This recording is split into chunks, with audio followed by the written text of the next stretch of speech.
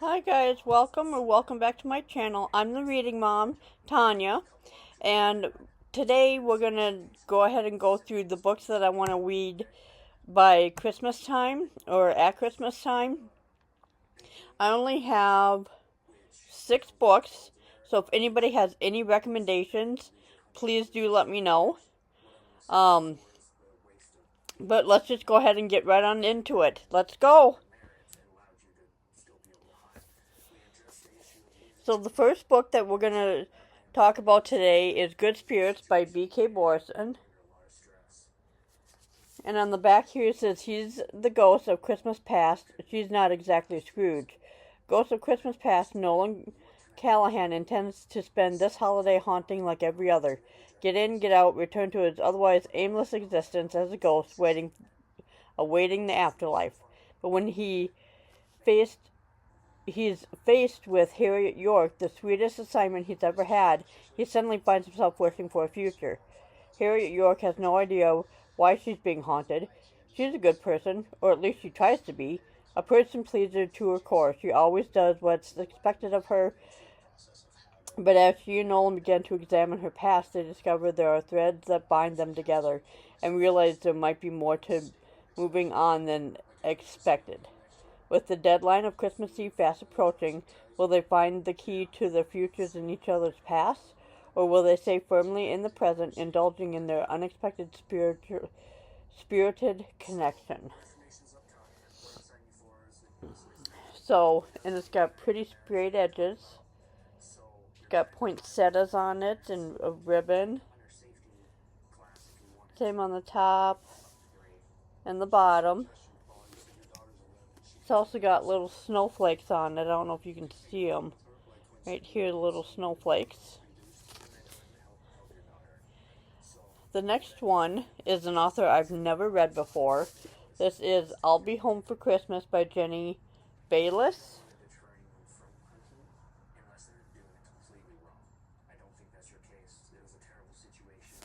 And on the back it says, Frederica Hollow Hart isn't in love with the idea of returning home to Pine Bluff, but after a bad breakup and a subsequent eviction, she's fresh out of options. She loves her mother and her eccentric aunts, but she's always felt a little out of place in her hometown. Finding nothing better to do than laminate her life choices, Fred figures throwing herself into work at her family's Christmas cracker business might be the best way to pass the time, until she reconnects with her former best friend Ryan, who's grown into a legitimate heartstopper, and a case of mistaken mail throws her into the path of Warren, a handsome journalist covering the Pine Bluff Christmas market. With the twinkle of holiday romance and evergreen fresh in the air, can Fred repair her past mistakes, and will the snowy pathway home lead her heart to the forever love she's always dreamed of?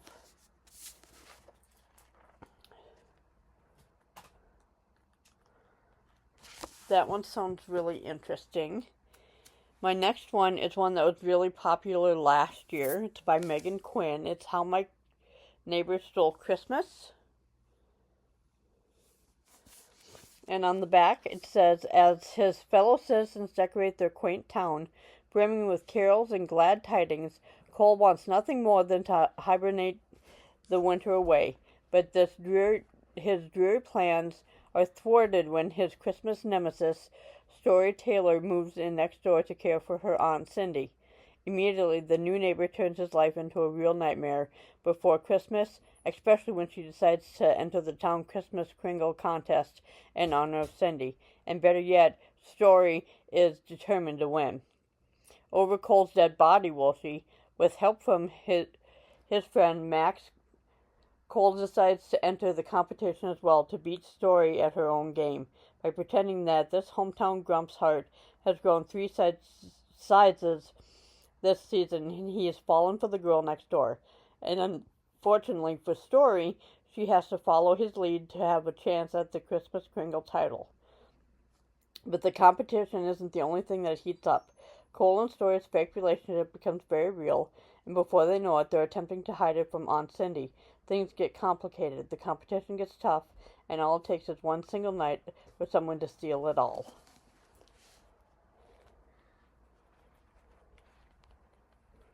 So I wasn't too sure about this one when it came out last year. But I want to read the second one and see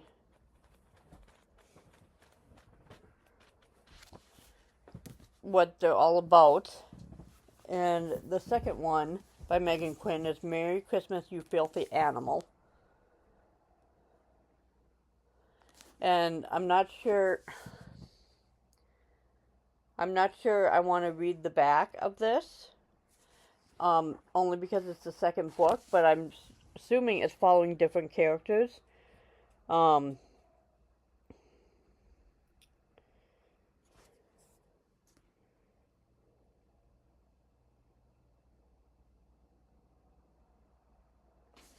Yeah, I'll go ahead and read the back of this. It's different characters.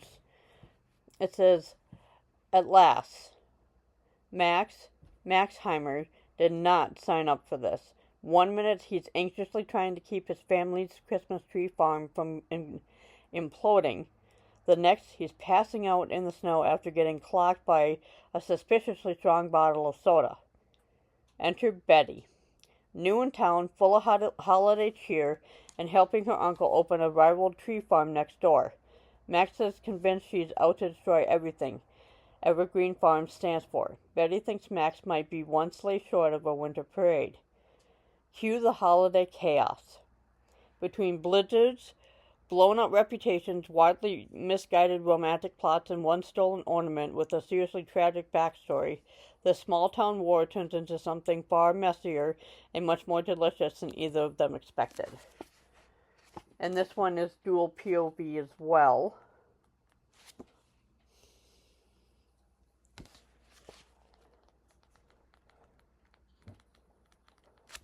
So that'll be exciting to read. The next one is also an author I've never read from before. It's A Merry Little Lie by Sarah Morgan.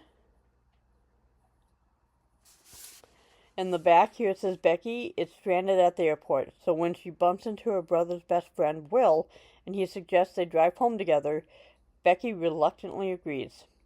For the first time, Becky is dreading Christmas, and only Will knows why. Can she trust him to keep her secret? Her twin sister Rosie married Declan after a whirlwind romance, and now the cracks are starting to appear.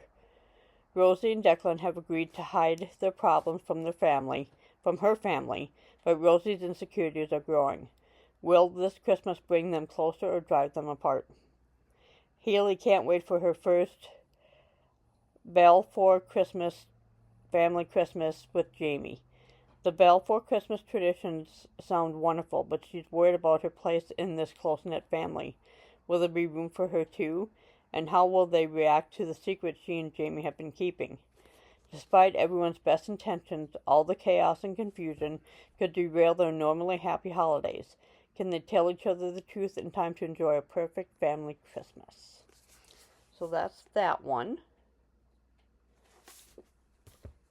And the last one is also an author I have not read from before. It's Snowy Mountain Christmas by Sharon Sala.